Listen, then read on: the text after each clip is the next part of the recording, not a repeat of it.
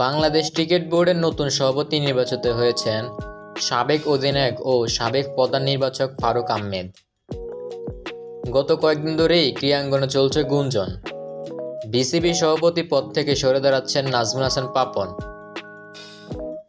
আর পাপনের স্থলাভিষিক্ত হতে পারেন সাবেক টাইগার অধিনায়ক ফারুক আহমেদ। পাপনের আনুষ্ঠানিক পদত্যাগের মধ্যে দিয়ে সেই গুঞ্জনই সত্যি হলো।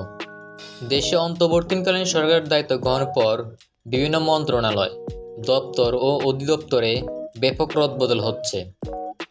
এবার দেশের সর্বোচ্চ ক্রিকেট নিয়ন্ত্রণ সংস্থা বিসিবি শীর্ষ পদেও পরিবর্তন এলো। বিসিবি পুনর্গঠনের জন্য ক্রীড়া উপদেষ্টা আসিফ মাহমুদ সজীব ভুঁইয়া কার্যালয় থেকে কয়েকজন ক্রিকেট ব্যক্তিত্বের সঙ্গে যোগাযোগ করা হয়। তাদের মধ্যে অন্যতম ছিলেন ফারুক আহমেদ। ফারুক আহমেদ এর আগে 2 মেয়াদে বিসিবি প্রধান নির্বাচক হিসেবে দায়িত্ব পালন করেছেন।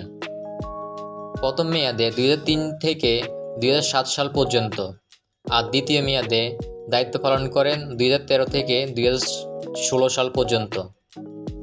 তবে দ্বিতীয় মেয়াদে নির্বাচন প্রক্রিয়া নিয়ে বোর্ডের সঙ্গে কলহের জোরে পদত্যাগ করেন তিনি। এরকম নতুন নতুন ভিডিও পেতে আমাদের সঙ্গে থাকুন। ধন্যবাদ।